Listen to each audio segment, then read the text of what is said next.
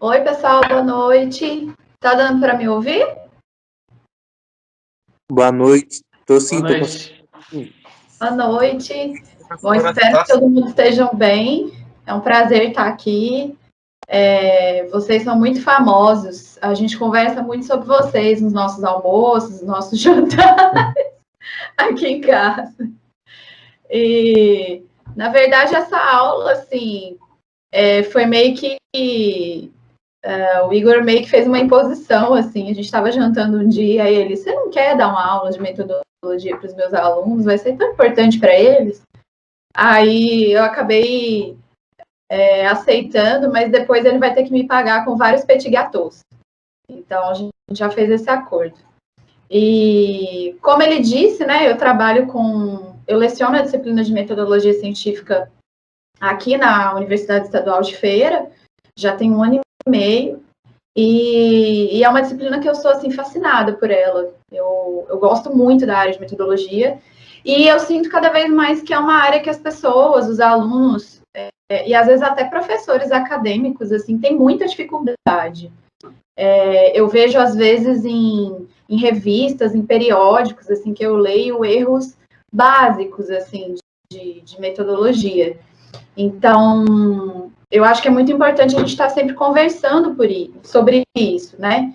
E metodologia é uma disciplina que geralmente os professores não levam muito a sério, assim, na universidade, né? É difícil um professor que dá uma disciplina de metodologia mesmo com seriedade. Então, eu acho importante a gente falar sobre isso. E hoje a gente vai falar sobre uma área da metodologia, né, que é a elaboração de projetos de pesquisa. É uma área bem pequena, mas é uma das áreas mais importantes, assim.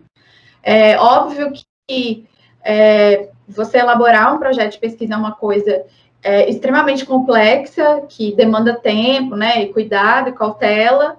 Então, o que a gente vai falar aqui são basicamente os aspectos gerais, assim, de um projeto de pesquisa, né? Eu não quero que ninguém saia daqui expert nisso, o propósito não é nisso, o propósito é apresentar os aspectos gerais e ajudar vocês mesmo, caso vocês precisem montar um, né? Então, vamos começar, né? Eu intitulei a aula, então, como elaborar um projeto de pesquisa, tá? Só para acrescentar também, eu faço doutorado em História também, estou finalizando já na Universidade Federal de Ouro Preto, que é pertinho aí, acho que é perto, né, Igor? É perto aí de vocês. Mais do que a Bahia. Mas... É mais perto que a Bahia, né, onde a gente mora. Então, eu trabalho na UFES e faço doutorado na UFOP. Estou finalizando já, devo defender em março. Então, vamos lá, né?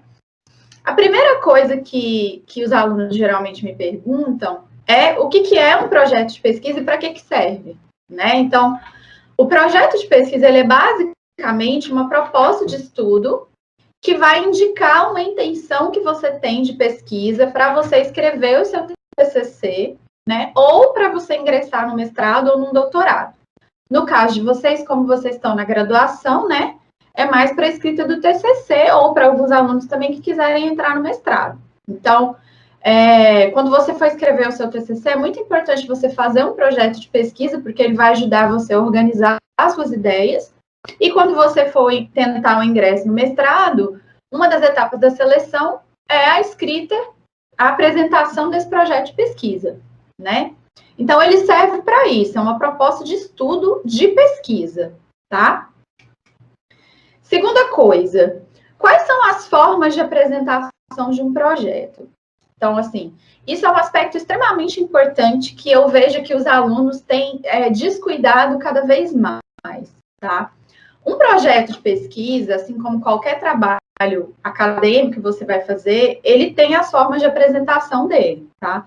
Eu vou falar aqui sobre as formas de apresentação básicas, as mais gerais, porque nós temos aspectos mais específicos também. Mas, assim, no geral, quando você vai escrever um projeto de pesquisa para entregar para um professor, né, ou para participar de uma seleção de mestrado, esse projeto, né, que você vai fazer no computador, ele tem que ser em formato A4, né, então é uma folha A4.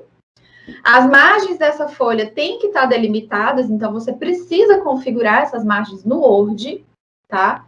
Então, esquerda superior em 3 centímetros, direita inferior em 2 centímetros. As fontes do trabalho, você pode fazer com fonte ou Times New Roman ou Arial, em tamanho 12, tá? Tamanho 12 é para o corpo do texto, e geralmente a gente usa um tamanho menor para citações longas ou para notas de rodapé. Mais à frente nas nossas aulas eu vou falar sobre isso, tá? Tem aluno que gosta mais de usar a fonte Arial, porque ele fala que ela é maior e ocupa mais espaço, preenche mais as páginas mais rápido. Então, aí fica a critério. Essas formas de apresentação que eu estou falando para vocês são de acordo com a BNT, tá, gente? A mais recente que saiu esse ano. Outro aspecto, espaçamento entre linhas é em 1,5, tá? Salvo as exceções, então, salvo as citações e as notas de rodapé, que são em espaçamento simples. O texto, ele é justificado. O que é isso, professora? É quando aquele texto vem quadradinho, assim, bonitinho, sabe? Parece que ele está numa caixinha. Então, você tem que justificar o texto. E o projeto de pesquisa, ele também tem que estar paginado, tá? Essa paginação tem que vir no canto superior direito da página, lá em cima, tá? Lembrando que a primeira página do projeto de pesquisa, ela não tem numeração. A numeração começa a partir da segunda página. Então, esses são os aspectos básicos para você pensar neles quando você for construir o seu projeto. Então, assim, abrir o documento do Word, vai começar a redigir o seu projeto de pesquisa. Primeira coisa que você vai fazer, configura a margem, escolhe a fonte, esteja atento ao tamanho da fonte e tudo. Essa é a primeira coisa, né? Esse é o aspecto estético do seu texto, né? Não dá para você pensar ou fazer um projeto de pesquisa e entregar ele esteticamente de qualquer jeito, né? A gente sabe que aparência é tudo. Então, o seu projeto de pesquisa, ele tem que estar esteticamente dentro das normas da BNT, tá? Feito isso, né, que são essas formas de apresentação, tendo configurado isso, aí vem aquela outra pergunta, né, que o aluno faz. Mas, beleza, você falou sobre as formas de apresentação, né? E quais são as partes constituintes de um projeto? O que forma, o que compõe um projeto, né? O projeto de pesquisa, ele tem basicamente 13 partes, tá? A primeira parte é o título. Segunda, você vai colocar o nome do orientador que você gostaria que te orientasse. Na terceira parte vem o resumo. Na quarta, palavras-chave. Na quinta vem a introdução. Na sexta, justificativa. Na sétima parte vem os objetivos. Na oitava, referencial teórico. Na nona, metodologia. Na 10ª parte, referências. Na 11ª, os apêndices e os anexos. 12º, cronograma de execução da pesquisa. E na 13ª, o orçamento, tá? Gostaria de destacar algumas coisas nessas 13 partes. O título, o resumo e as palavras-chave, como vocês podem ver, eu coloquei de vermelho aí escrito final. Por quê? Geralmente, eu prefiro fazer o título, o resumo e as palavras-chave no final, quando eu já escrevi o projeto de pesquisa todo. Porque fica muito mais fácil de você pensar em um título quando o seu projeto já está pronto, tá? O mesmo acontece com o resumo e com as palavras-chave. Então, por esse motivo, por eu gostar de fazer no final, eu vou deixar para explicar eles para vocês também no final, tá? Então, nós vamos pular o título, o resumo e as palavras-chave. E hoje nós vamos falar só até referencial teórico. Eu vou explicar só até o referencial teórico. Por isso que eu coloquei aí de verdinho que hoje nós vamos até aí, tá? Para a gente ter tempo de falar de tudo com calma. Gente, até aqui, alguém tem alguma dúvida sobre alguma coisa? Eu estou falando muito rápido? Não, professora, por mim tá ótimo. Tá, por mim também, professora, tá bom demais. Beleza, se vocês tiverem dúvida... Pessoal, eu estou acompanhando o chat também. Se alguém tiver dúvida para a Ana, pode fazer no chat. que daí eu interrompo ela para fazer a pergunta. Bom, se vocês tiverem dúvida também, vocês podem abrir o áudio e perguntar, porque é horrível a gente se sentir sozinha, assim, tá? Então, vamos começar falando, então, sobre cada uma das partes, tá? Antes de você fazer o projeto, gente, pelo amor de Deus, planeja, tá? O que você vai fazer? Quantos dias você tem? Como é que você vai organizar essa pesquisa? O que você vai ler?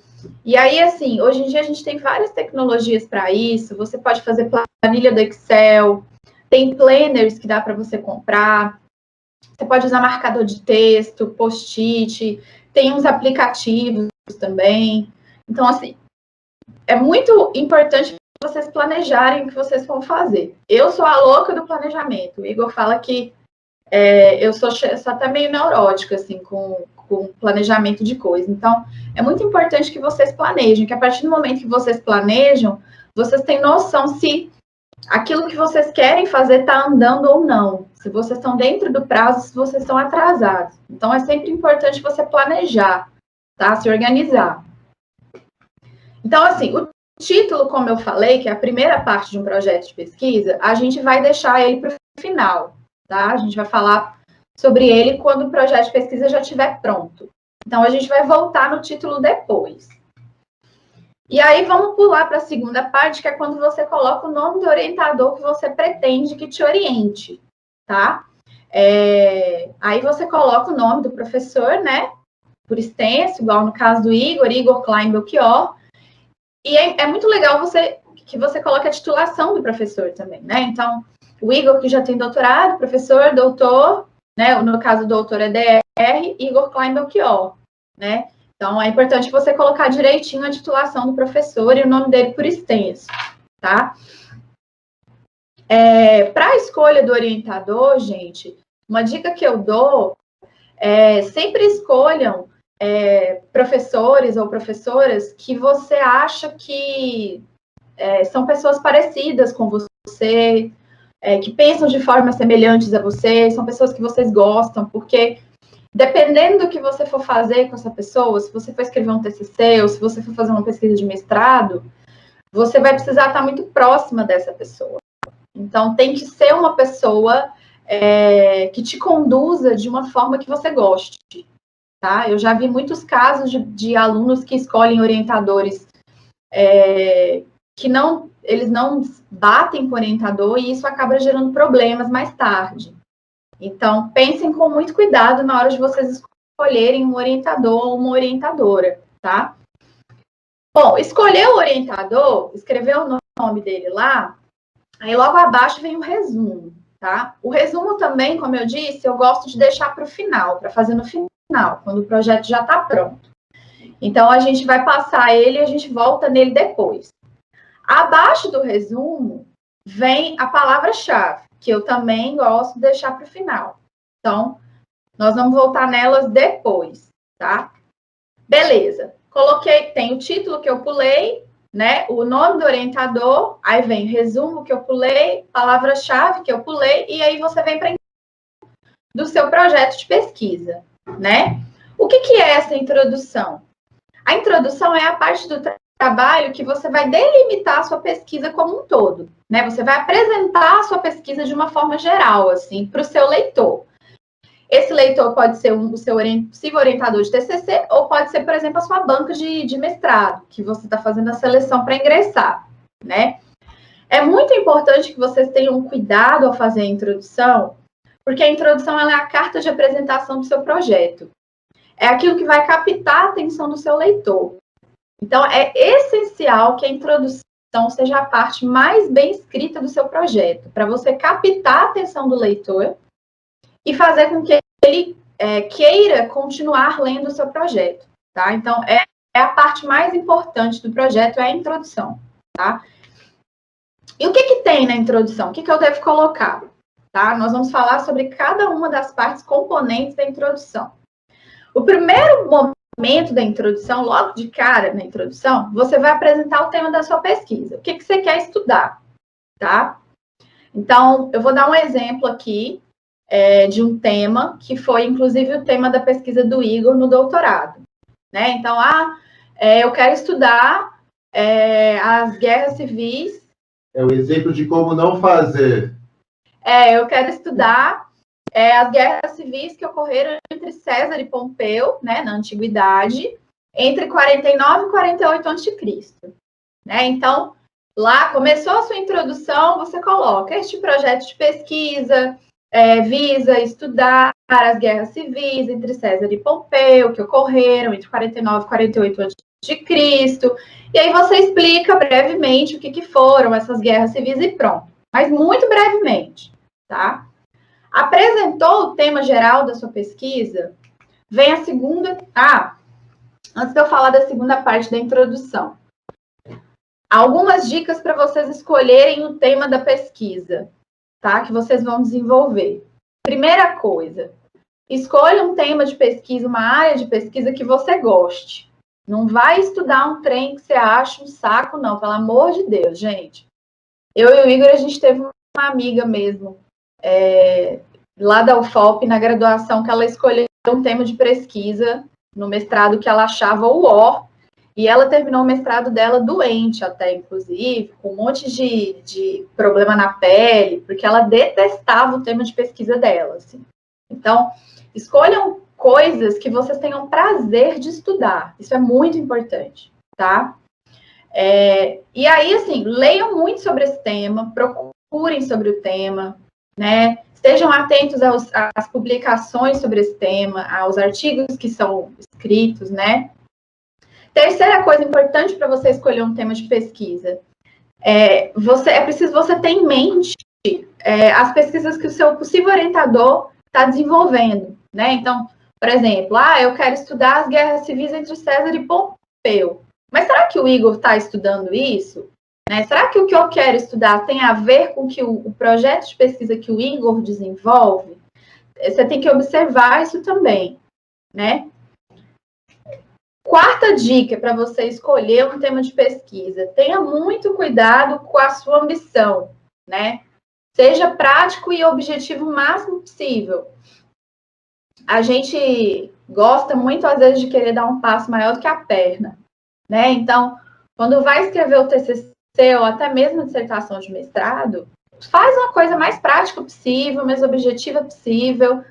Não precisa querer dar a volta no mundo, não, sabe? O importante é ter o trabalho feito e não o trabalho perfeito. Então, muito cuidado com isso. Quinta dica: pense bem sobre a relevância do tema que você está escolhendo. Esse tema é relevante para a sociedade de alguma forma ou não? Né? Hoje em dia, a gente tem visto que grande número das pesquisas que conseguem orçamento, por exemplo, para serem desenvolvidas, são pesquisas que têm relevância social. Então, é importante que o seu tema tenha uma relevância, tá? Então, reflitam sobre isso. Sexta dica importante para escolher um tema: considerem os fatores internos e externos, tá? Por exemplo, os fatores internos são os fatores que estão relacionados a você, né? A você pesquisador. Então, o seu interesse pelo tema, o tempo disponível que você vai ter para realizar aquela pesquisa, né? Se você é um aluno que trabalha, se você não trabalha, né? É importante você ter consciência dos limites das suas capacidades intelectuais, né? Então, é importante considerar isso. Nos fatores externos, nós temos... os fatores externos são os fatores que a gente chama de extra-pesquisadores, são os fatores que não dependem de você, né? Então, por exemplo, a questão da relevância do seu tema de pesquisa muitas vezes não depende de você, né? São coisas que estão fora do seu alcance, infelizmente, né? A própria questão do limite de tempo disponível para você desenvolver uma pesquisa, às vezes não depende de você. Você precisa acessar um arquivo, e esse arquivo só funciona 2 vezes na semana, e nos outros dias da semana ele fica fechado, ou você precisa ir numa igreja, e a igreja, sei lá, está fechada porque pegou fogo, igual a em Mariana aconteceu, né? Você precisa consultar alguns materiais que não estão todos disponíveis para você, só tem uma parte desses materiais que são disponíveis. Então, você precisa considerar tudo isso quando você vai escolher um tema de pesquisa. Vocês veem, quando eu falo isso, que não é uma coisa tão simples, né? Tipo, não é simplesmente chegar e falar, eu quero estudar isso e pronto. Não. Você precisa refletir sobre o que você quer estudar, se vai dar, de fato, para você fazer isso. Né? Tem várias, várias demandas aí que precisam ser refletidas. Tá? Então, antes de você chegar para falar com o professor, reflitam sobre isso. E aí, beleza. Apresentei o tema da pesquisa, né, que eram as guerras civis entre César e Pompeu. Eu vou começar a circunscrever mais esse tema. Eu vou começar a fechar mais ele, tá? Eu vou delimitar mais esse tema. E como é que eu vou fazer para delimitar esse tema? Eu vou elaborar um problema de pesquisa, né? Ou seja, eu vou formular uma pergunta sobre esse tema, tá? Então, eu vou dar um exemplo aqui para vocês. Eu falei que eu queria que o meu tema de pesquisa era as guerras civis entre César e Pompeu, né? Entre 49 e 48 a.C. Aí eu vou delimitar o tema e vou fazer uma pergunta para esse tema. A pergunta que eu fiz é: de que modo os boatos determinaram a vitória de Júlio César nas guerras civis? E por que eu formulei essa pergunta? Eu não tive que escolher um tema. Para eu escolher o tema, eu não tive que fazer um monte de leitura. Então, ao fazer essas leituras, eu já tinha percebido que os boatos influenciaram na vitória de César. E aí, ao perceber isso, eu formulei esse tema de pesquisa. Tá? Por isso que é importante você já ter uma leitura prévia para você escolher o seu tema de pesquisa, porque essa leitura é que vai ajudar você a delimitar o seu tema, ou seja, a formular o seu problema de pesquisa. Tá? Então, o nosso problema vai ser de que modo os boatos determinaram a vitória de Júlio César nas guerras civis. Esse é o nosso problema de pesquisa. Tá?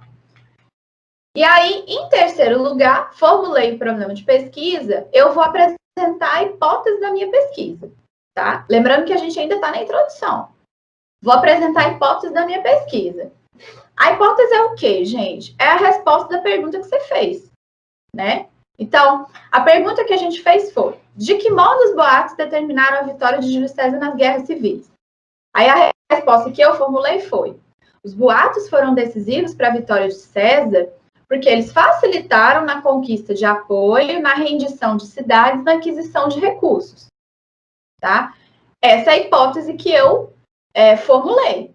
A partir do desenvolvimento da minha pesquisa, aí quando você for escrever o seu TCC, quando você for fazer a sua pesquisa de mestrado, é que você vai ver se essa hipótese é verídica ou não, se ela se comprova ou não.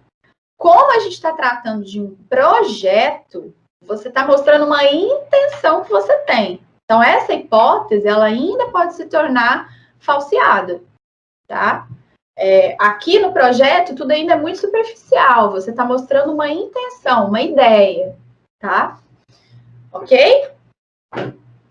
Bom, apresentei a hipótese, vem o quarto passo da introdução, tá?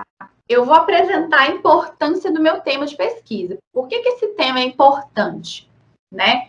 E aí vem aquilo que eu falei da questão da relevância do tema, que pode ser social, econômica, ambiental, cultural, né? E aí vai depender do que você for estudar. No caso dessa pesquisa de doutorado do Igor, que a gente está se baseando, né, na pesquisa que ele fez, na época que ele construiu a introdução dele, inclusive a gente construiu a introdução juntos, e a importância do tema que ele colocou foi que, como o Igor estudou os boatos na Guerra Civil de Júlio César, entre Júlio César e Pompeu, isso foi em 2018, que ele defendeu a tese. Na época estava muito forte fake news, notícias falsas, né? Enfim, isso estava rodando muito no mundo. E aí ele utilizou essa lógica dos boatos que estava rodando no mundo para mostrar como que os boatos podem influenciar em grandes acontecimentos. Né? Então, essa era a relevância da pesquisa dele. Né? Então, uma coisa que os boatos faziam, por exemplo, na contemporaneidade, como influenciarem, por exemplo, na vitória, não sei, de Bolsonaro ou de Trump, por exemplo, né, as fake news, o Igor tentou mostrar que essas influências de boate já vinham desde a antiguidade, né? Então, essa foi a relevância apresentada por ele. O quinto passo de uma introdução é você falar sobre as motivações que levou você a estudar aquele tema. Né? Por que você quer estudar aquele tema? Pelo amor de Deus, gente, você não vai escrever porque eu quero, ponto. Eu quero porque eu quero. Né? Assim, tem que ter um motivo. Né? Você não vai colocar também porque foi me dito em sonho. Tem que ter um motivo porque você quer estudar aquele tema. Né? Então, assim, esse motivo pode ser um motivo pessoal? Pode. Mas tem que ser uma coisa que tenha uma relevância, assim, que tenha uma importância, né? E no sexto passo da introdução, que é o sexto e último, você vai apresentar uma revisão de literatura sobre o tema que você está estudando, né? Então, o que tem sido falado sobre esse tema, o que tem sido publicado sobre ele, tá? Então, aí você vai olhar os livros que têm sido publicados sobre as guerras civis, os artigos nos periódicos, tá?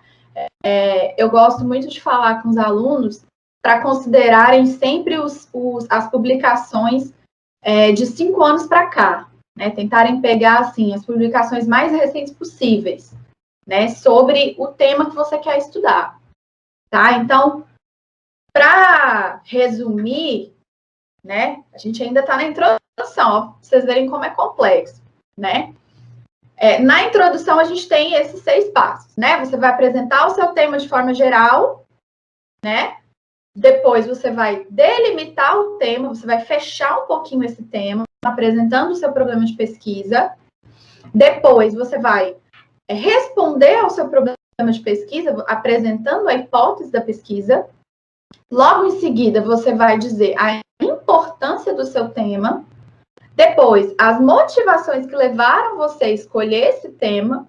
E, por último, você vai fechar a sua introdução fazendo uma revisão de literatura sobre o tema que você quer estudar com as publicações mais recentes, ok? No caso, uma dica que eu dou, se o seu futuro orientador for uma pessoa que já estuda esse tema, por favor, na revisão de literatura, coloque em um trabalho que o seu possível orientador já escreveu sobre esse tema. É muito importante, tá? Para vocês mostrarem para esse possível orientador que você está consciente, que você tem lido o que ele tem publicado. Ok? Bom, e aí a gente vai passar para a parte da justificativa. Alguém tem alguma dúvida, gente, por enquanto? Não? Tem dúvida no chat aí, Igor? Não. Não? Os alunos só estão fazendo sacanagem no site. Pô, gente, fala sério. Não, mas por enquanto não tem dúvida, não. Tá, então vou continuar. Deixa eu beber água.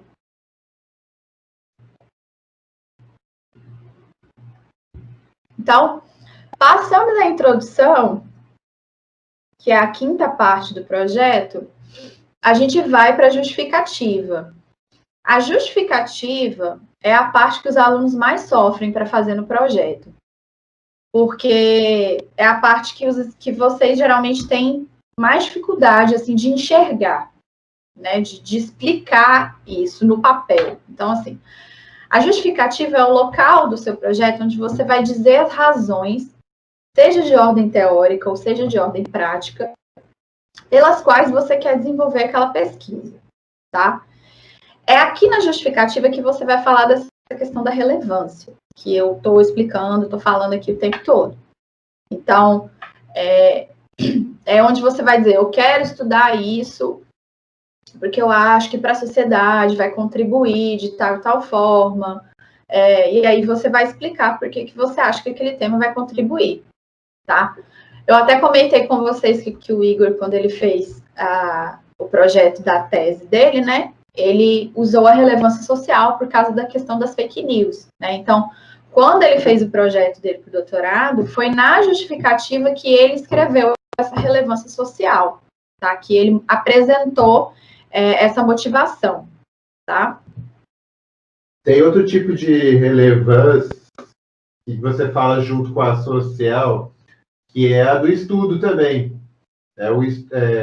Eu quero aprender isso, para interferir na sociedade, mas também para interferir na historiografia. Ninguém nunca tinha pensado, até hoje, que boatos poderiam ganhar uma guerra na antiguidade. Então, essa é uma outra justificativa. É que eu estou falando no microfone, escutando em outro, tá difícil aqui. Bom, passou a justificativa, passou o martírio da justificativa, de, como eu disse, a parte geralmente mais sofrida, né? Vem os objetivos, tá?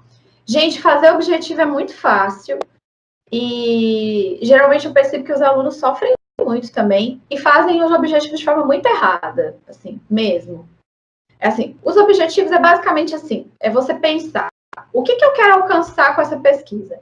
Aonde eu quero chegar? Então, assim, como você está fazendo um projeto, o projeto é uma intenção de pesquisa, né?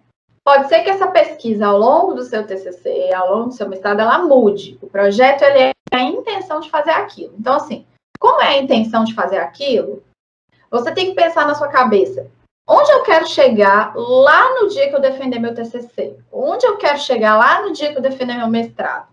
É assim que você vai propor os seus objetivos, tá? Então, assim, existem dois tipos de objetivos. Você tem um objetivo geral e você tem os objetivos específicos, tá? O objetivo geral, gente, como o próprio nome já diz, ele tem um aspecto mais amplo, tá? Mais geral, tá? O objetivo específico, ele serve para você responder ao seu objetivo geral. Como assim, Ana? Não entendi. Por exemplo, nos objetivos específicos é onde você vai colocar o que você vai fazer ou como você vai fazer para cumprir o seu objetivo geral. Eu já vou explicar isso, como é que funciona. Eu vou dar exemplo para vocês entenderem melhor, tá? Então, assim, ó, objetivo geral é o que você pretende alcançar de forma mais geral com aquela pesquisa, tá? Os objetivos específicos, tá? São as etapas do trabalho que você vai desenvolver para alcançar o objetivo geral, tá?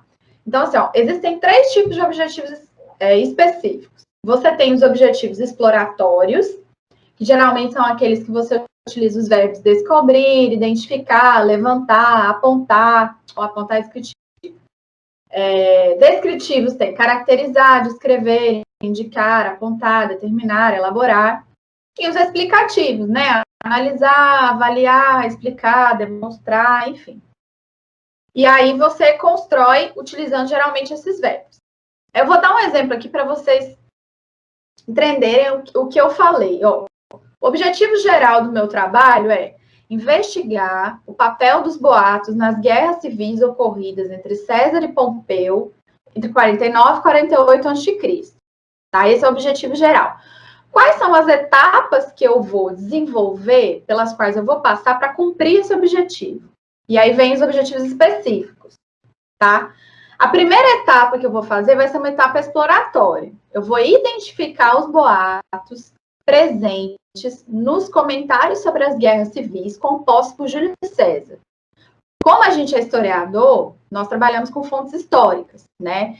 Então, eu vou pegar a fonte histórica que foi escrita por Júlio César, que é os comentários sobre as guerras civis, vou ler essa fonte histórica e vou identificar os boatos que estão presentes nessa fonte, tá? Esse é um objetivo específico de caráter exploratório. Depois que eu fizer essa identificação, eu vou descrever a propagação desses boatos e a consequência dessa propagação. Aí esse é um objetivo descritivo, tá?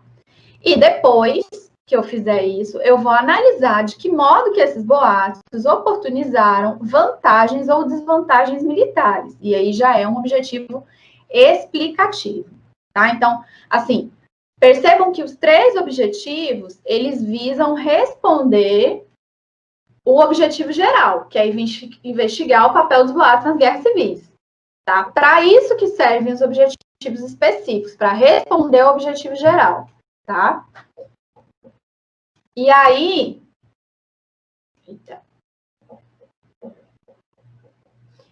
assim, é óbvio que os objetivos exploratórios e os descritivos, geralmente eles demandam menos tempo do que os objetivos explicativos, tá? Geralmente os objetivos exploratórios e descritivos, eles são mais técnicos. Já o objetivo explicativo, aí eu tô falando quando você for de fato escrever o seu TCC, tá, gente? Eles vão demandar mais tempo, tá? Para você cumprir ele, tá? E assim, um aspecto que eu gostaria de frisar. Quando você escrever o seu projeto, é muito importante você sempre ter em mente esses objetivos, tá? Por quê? Pode ser que à medida que você for escrevendo seu TCC, desenvolvendo sua pesquisa, né, de TCC ou sua pesquisa de mestrado, que você fuja desses objetivos, né? E se você fugir desses objetivos, você tem que estar ciente disso, tá? Então, tenha sempre em mente quais são os seus objetivos, aonde você quer chegar. Eu já vi bancas de TCC ou bancas de mestrado que o professor que estava na banca, ou a professora que estava na banca, falou com o aluno ou a aluna: mas você não cumpriu o seu objetivo específico, né? Você fugiu do seu objetivo. Então, tenham sempre em mente quais são os seus objetivos, né? O que vocês querem cumprir. E se vocês fugirem disso, vocês precisam mudar isso no texto, tá? Então, tenham sempre isso em mente.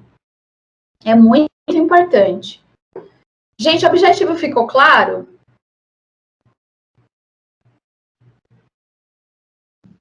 Para mim ficou assim, professora. Muito bom.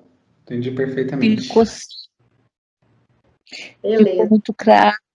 E acho que está sendo muito bom ouvir isso, porque TCC é meio assombroso, assim, então onde você fala sobre escolher um professor com quem você tem mais interação, não transformar esse TCC num conflito na sua vida, buscar coisas que estão ao alcance da sua realidade intelectual e de busca sobre a leitura prévia, já nos dá uma aliviada, assim, porque o TCC é meio medonho, assim. Ô Maria Luísa, eu te entendo.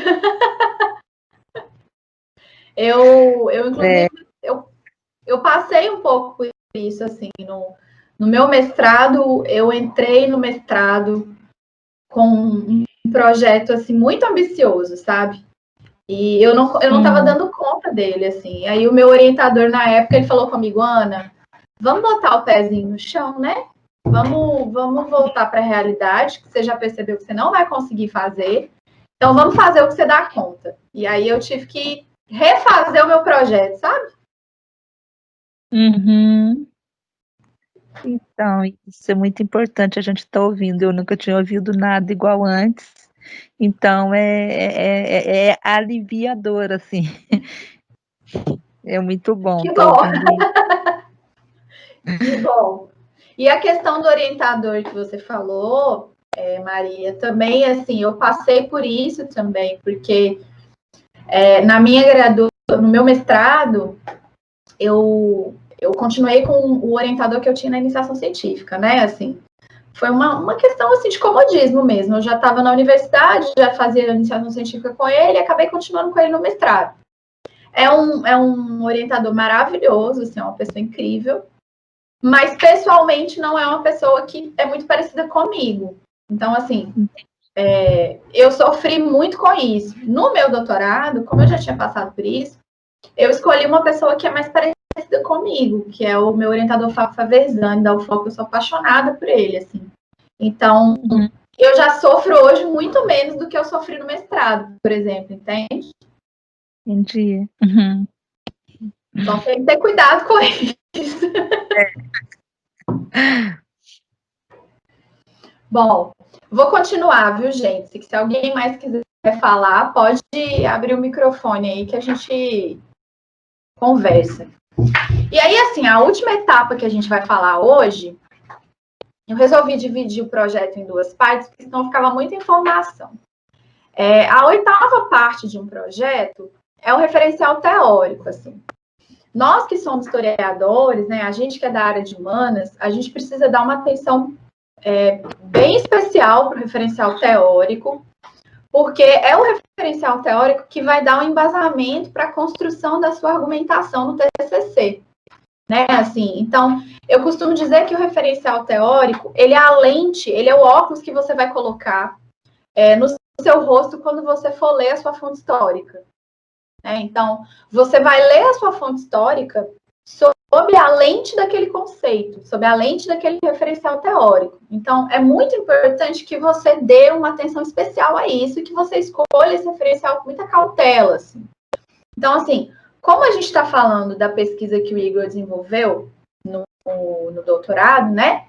Como ele quis estudar, né, o papel e a influência dos boatos nas guerras civis, o Igor escolheu como referencial teórico 3 conceitos na pesquisa dele, que foi o conceito de boatos, obviamente, né?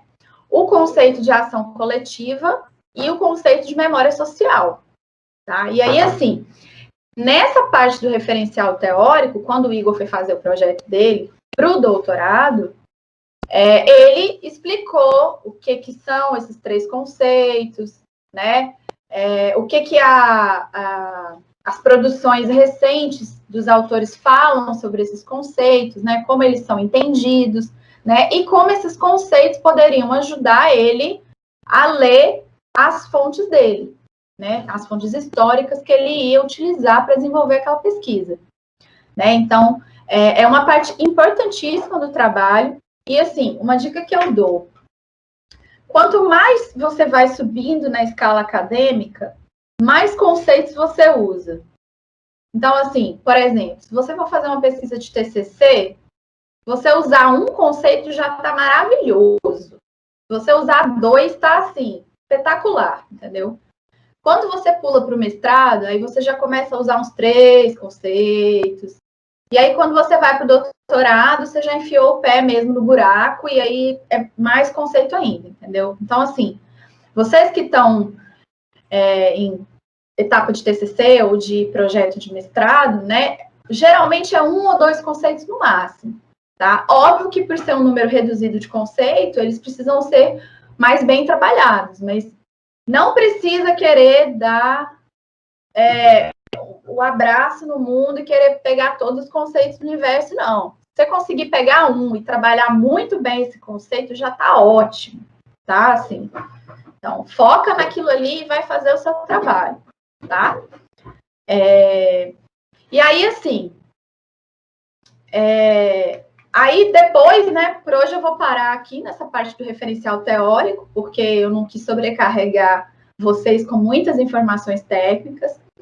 Na próxima vez que eu voltar aqui, a gente vai falar sobre a parte final do projeto, né? Então, a gente vai falar sobre os tipos de metodologia que existem para você desenvolver uma pesquisa, para você colocar no seu projeto, as referências, os apêndices e os anexos, tá? Cronograma de execução da pesquisa, orçamento, e aí, quando eu terminar o orçamento, eu vou voltar lá no início e vou explicar como é que faz o título, resumo e as palavras-chave, tá, gente?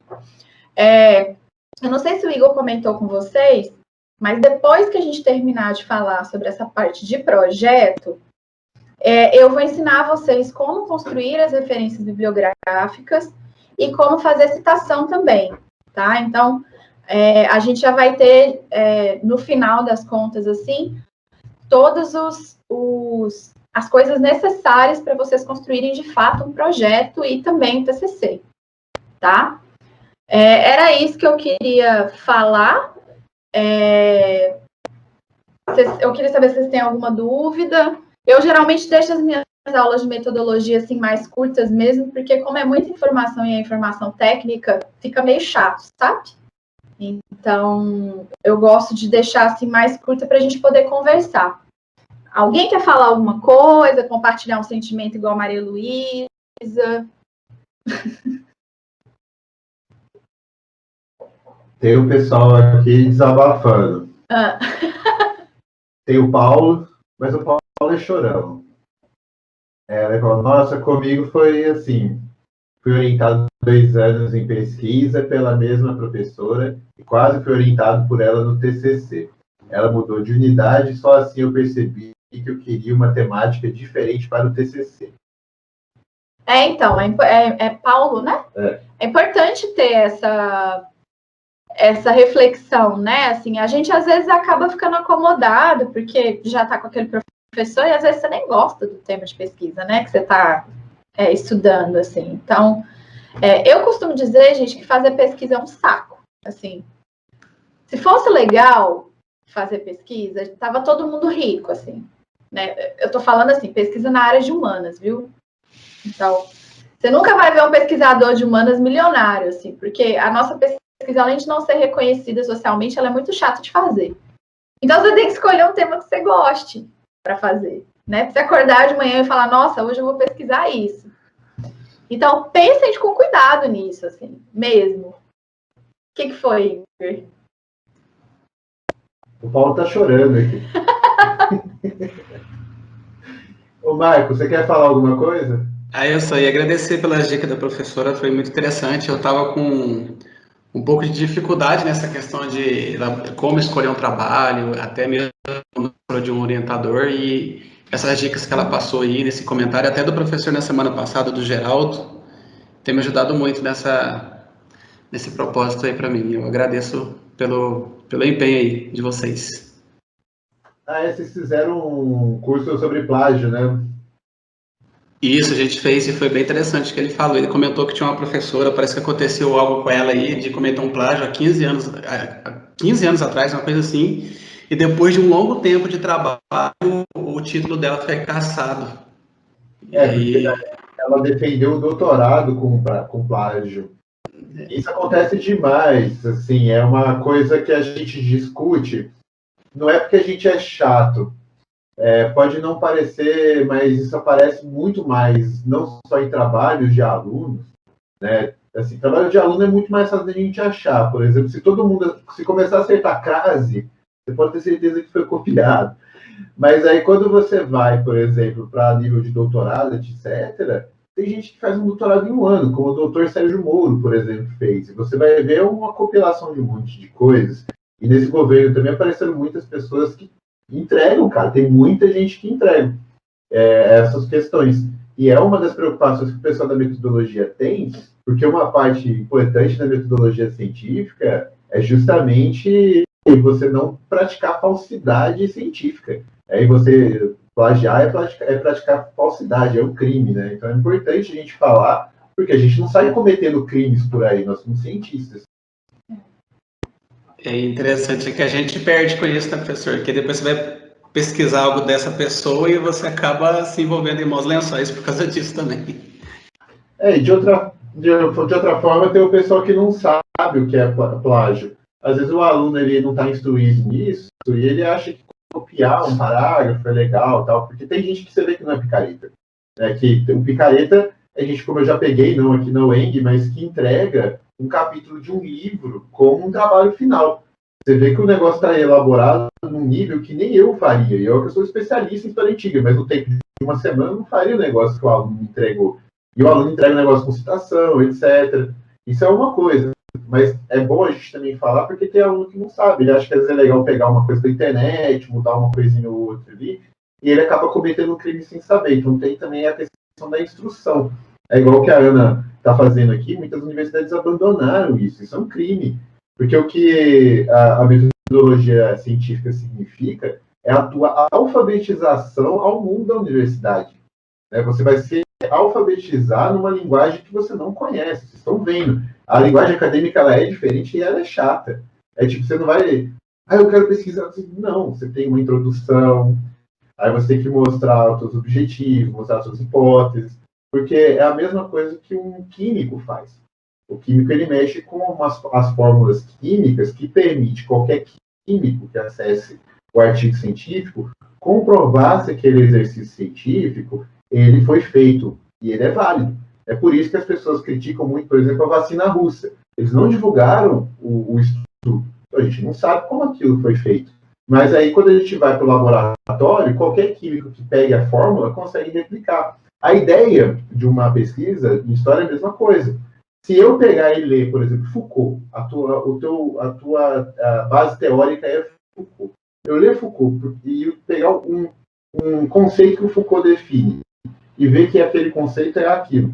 Aí você faz a mesma coisa. Lê Foucault, pega um conceito de Foucault e aplica esse conceito na leitura da fonte. Eu vou olhar e falar assim, não, eu conheço Foucault e essa leitura que ele fez da fonte usando Foucault é perfeitamente plausível. Então, assim, a pessoa que vai ler o teu trabalho, ela vai ler metodologicamente. A gente tem que começar a preocupar a partir desse momento como universitários com isso. Vocês, como historiadores, não vão fazer aquela narrativa de um poeta que qualquer pessoa vai ler e fala assim, nossa, que maravilhoso que ele escreveu. Na verdade, o historiador escreve mal. E às vezes é muito preferível um historiador que escreve mal. A academia até gosta desses caras que escrevem mal, que escrevem bem analiticamente. Porque é uma outra linguagem. E daí até uma outra coisa que a Ana pode discutir com vocês, se vocês quiserem, é como juntar as duas coisas. Porque tem como ser didático, tem como você ser acessível e ao mesmo tempo utilizar essa linguagem. Eu chamaria até meio de enferrujada, mas é a linguagem científica, né? A linguagem das fórmulas, a linguagem do experimento mesmo em si.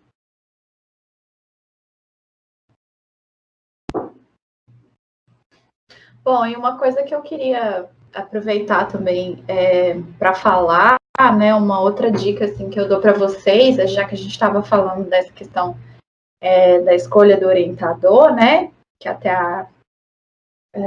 alguém falou, acho que foi o Paulo que falou, assim, eu não sei se vocês, depois que vocês saírem da graduação, se vocês têm interesse em fazer mestrado e tudo, mas assim, eu acho muito mais importante vocês se preocuparem com a pessoa que vai orientar vocês, se é uma pessoa que você gosta, se é uma pessoa de referência no país, por exemplo, do que com o programa de pós-graduação em si, né? Assim, então, a gente sabe que os programas hoje no Brasil, eles são avaliados pela CAPES, né? E eles têm pontuação.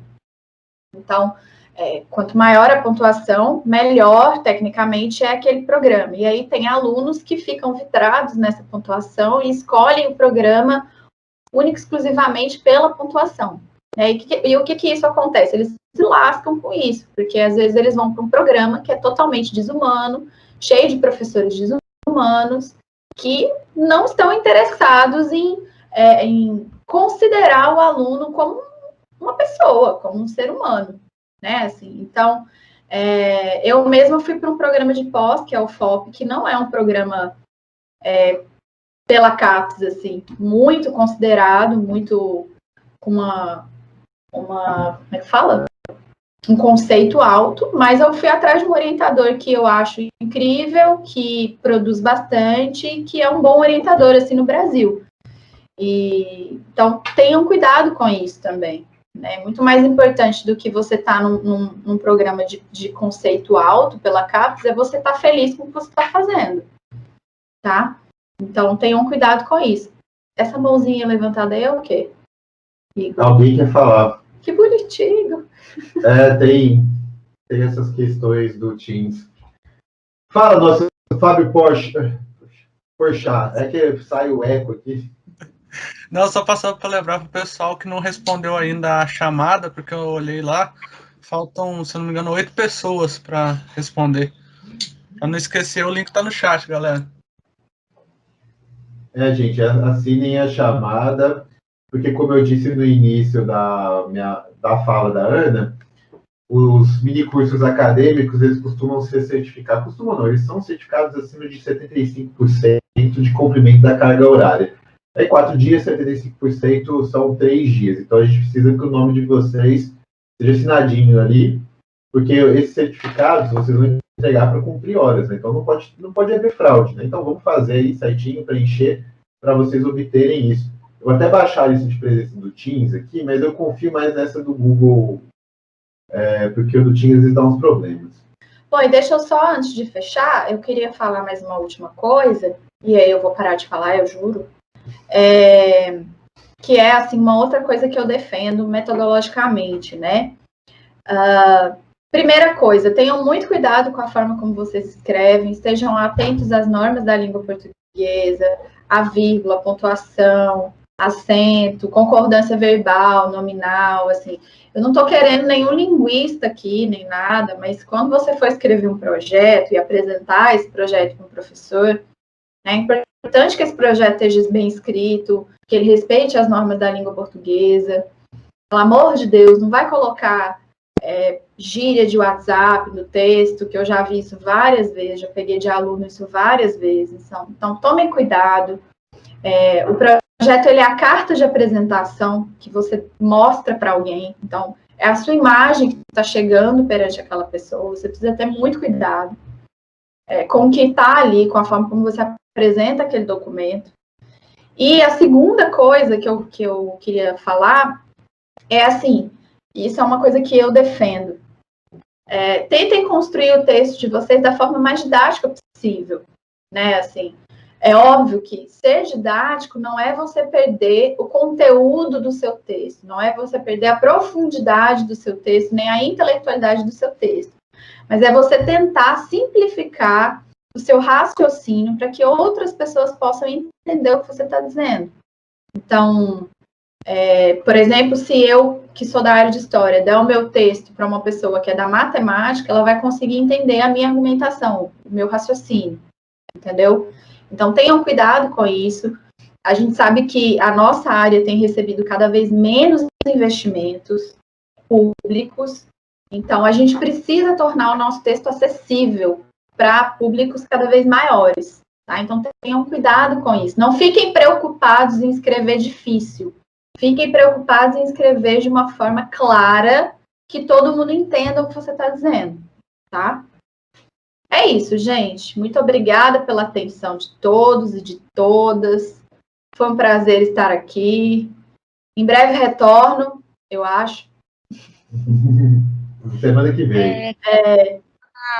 Nossa, professor. Oi, Maria, pode falar.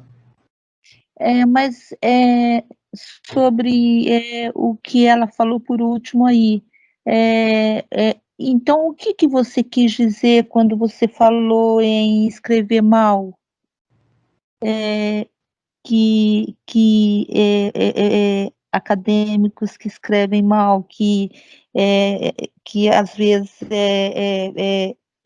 o pessoal da banca gosta, ou qualquer coisa assim. Então, tem duas formas de responder essa pergunta. Pessoas que escrevem mal, né? E aí, assim, eu vou reiterar que isso é um posicionamento meu, tá? E que eu vejo que esse posicionamento ele tem crescido na academia, assim. Tem duas formas de escrever mal. Primeiro, aquela pessoa da história, ou da geografia, ou da filosofia, que tem uma linguagem extremamente técnica, que usa um palavreado muito difícil, que tem um texto muito truncado, que só quem é da história consegue entender aquele texto. Sabe aquele texto... não sei se vocês já leram... Tem um filósofo que é o Paul Ricoeur, não sei se vocês já leram textos do Paul Ricoeur. Tem alguns textos, assim, que são muito difíceis de entender. São muito pesados, tem conceitos muito complicados, e a pessoa ela não consegue explicar isso de forma clara no texto. E aí eu falo que eu costumo dizer que esse tipo de pessoa escreve mal, porque o texto dela, ele chega a um público muito pequeno, ele alcança um público muito pequeno. É um público muito específico que vai entender aquele texto. Então, por isso que eu digo que é uma pessoa que escreve mal, porque ela escreve para um público muito restrito, né? Só a galera da história que vai entender aquele texto, sabe? Então, essa é uma forma de escrever mal. E a segunda forma que eu acho que é de escrever mal é quando a pessoa, ela não segue uma linha de raciocínio no texto, assim, sabe? Ela começa num lugar, depois ela vai para outra, ela coloca várias ideias no texto, no tempo, e ela não fecha essas ideias, sabe? Fica um monte de ponta solta, assim. Então, para você construir o seu texto, você tem que ter uma linha de raciocínio clara, né? Um início, meio e fim. E eu particularmente acho que você precisa escrever isso de forma clara, de forma simples, para atingir um público amplo, para atingir um público diverso. tá? Não sei se eu consegui explicar, Maria. Eu entendi, é tipo sair da língua culta, assim, É que tem ou um povo não? que não usa nem a língua culta, é o pessoal que pega um dicionário de sinônimo, ele fala assim, eu quero dizer sexo. Não, eu quero dizer punheta, uma coisa que é bem brasileira. Ele vai lá e procura e tem onanismo, que é um termo usado pelos romanos lá na Judéia, no século I. Aí ele vai botar este termo. Aí você fica o tempo todo olhando nota de rodapé, o tempo todo olhando dicionário. Aí são palavras históricas para demonstrar erudição. Aí, no fim, a pessoa não consegue nem prestar atenção no texto. Ela fica tentando entender o que está escrito ali no parágrafo, ela não entende a ideia. E, assim, tipo, o que eu tô querendo dizer é que, às vezes, a pessoa tá tão mais preocupada em mostrar que ela é inteligente, que ela é erudita, que ela escreve um texto que ninguém consegue entender, sabe? Uhum. Hoje mesmo, hoje eu passei por isso. Eu tava lendo um texto, era uma tese até de doutorado, e a pessoa estava dizendo no texto que ela estava explicando sobre uma obra que foi produzida na antiguidade, que era uma obra que é um elogio fúnebre, né? Um elogio que foi feito depois que a pessoa morreu. Então, um elogio fúnebre. Só que, em vez dela falar que a obra era um elogio fúnebre, ela falou que era um necrológio. Aí eu falei, que diabos que é um necrológio? Daí eu tive que ir no dicionário ver o que era. E aí, assim, a tese inteira estava, assim, cheia de palavras que eu não conseguia entender. Então, o texto da pessoa, para mim, não estava fazendo sentido nenhum, porque estava tão erudito, mas tão erudito, que nem eu, que sou da história e estou no doutorado, estava entendendo. Você entende? Sim, mas, por exemplo, numa aula que eu tive outro dia, e eu fui fazer um comentário assim, onde eu queria falar da escravatura, e eu usei o termo meritocracia. Então, depois eu fiquei confusa. Eu falei, será que meritocracia tem alguma coisa a ver com escravatura? Você está entendendo? Porque na história parece que tem palavras que tem que combinar com o período, ou com o ocorrido, assim, por exemplo, parece que meritocracia não é desse momento da escravatura, entendeu? Ou não entendeu? Eu acho que você tá falando de anacronismo, que é quando você usa uma palavra que não faz parte daquele tempo histórico. Sim. Sim, isso você precisa ter cuidado mesmo, assim, que, né, tem certos tempos históricos, por exemplo, o que eu pesquiso que é a antiguidade, que certas palavras você não pode usar nesse tempo histórico porque eram coisas que não existiam. Capitalismo. Então, eu não posso falar que em Roma existia capitalismo, por exemplo. Ou burguesia. Ou burguesia, ou propaganda, né? Então, isso que você está falando a gente chama de anacronismo, né? De fato, você tem que ter cuidado com isso quando você escreve o seu texto. Você precisa pensar no tempo histórico que é a sua pesquisa e nas palavras que você está utilizando, para você não cometer anacronismos. Isso é muito perigoso, inclusive. Por exemplo, igual o Márcio, ele me chamou a atenção porque eu usei a expressão indivíduo em marxismo. Sim, então. Você usa sociedade, não indivíduo, assim, entendeu? Uhum. É isso. É isso. Sim. Isso também pode ser escrever mal, que é quando você comete vários anacronismos, quando você comete vários erros, né? De vários erros teóricos. Então tem que tomar cuidado com isso também. Mas aí, com o tempo, a gente vai aprendendo, a gente vai pegando o jeito. Fica tranquilo. Tá, obrigada. Nada.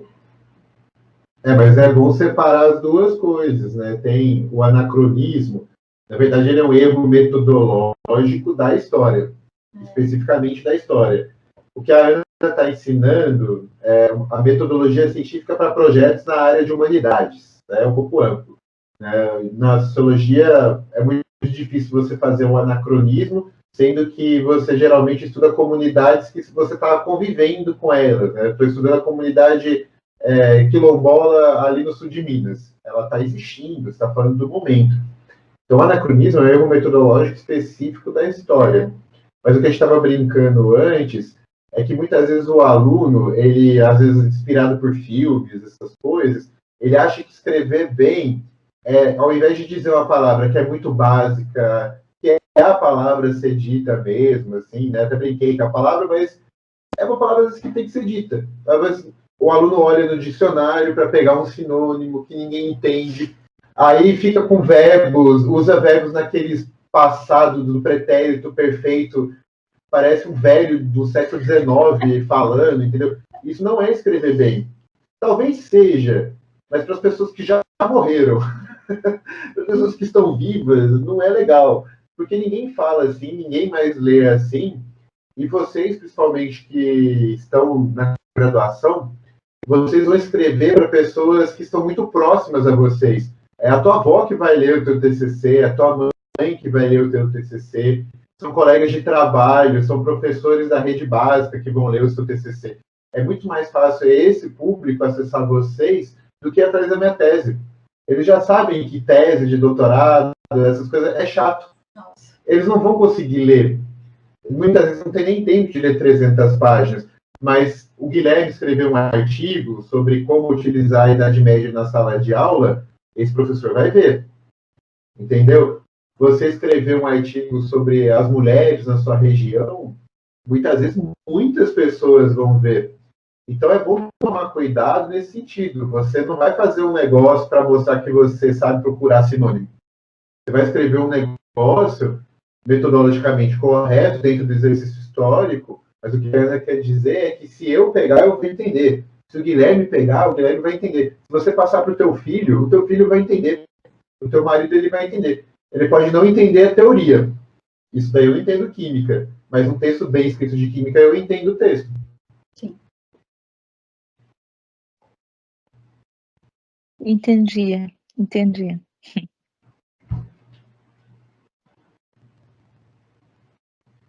Alguém tem mais alguma pergunta, gente?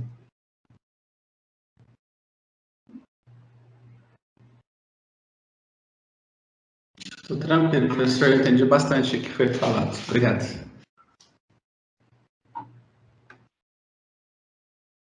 Pronto, agora a Ana fechou o microfone dela, eu posso falar do meu. Daí não fica dando eco. Eu nunca tinha passado por isso, não. É muito estranho. Você vai falando e tua fala começa a chegar, daí você começa a pensar na tua fala, você se confunde. Jornalista deve passar isso direto, tem que ter um treinamento. Mas enfim, vou parar aqui a gravação, gente. Mais uma vez, lembrando para vocês assinarem a lista de presentes. Como todo mundo é da UENG, vocês têm